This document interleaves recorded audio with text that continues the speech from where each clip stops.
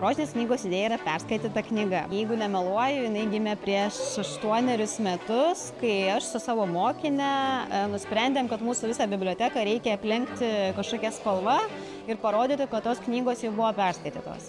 Kadangi Grytei labiausiai patiko rožinė spalva, taip ir gimė Pinknigės idėja, kad perskaityta knyga simbolizuoja rožinę spalvą. Ir ant jo, žinoma, reikia nupiešti unikalų viršelį.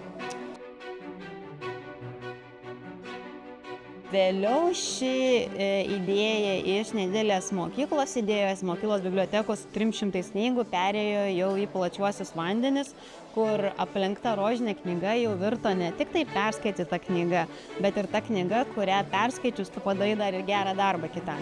Taip mes pradėjom bendradarbiauti su Rimanto Kaukėno paramos fondu, kuris bet kokiu atveju knygų mugėje ir taip pardavinėdavo perskaitytas knygas, tik mes jas padarėm gražesnės, daugiau išmyluotas, paglostytas ir dar kartą prisimintas. Ir taip gimė idėja perkelti ne tik antram gyvenimui, bet ir su ta idėja padėti sergantiems žmonėms. Rožinė spalva gali patikti, gali nepatikti, bet ką jinai padarys, tai tikrai nepaliks abejingų.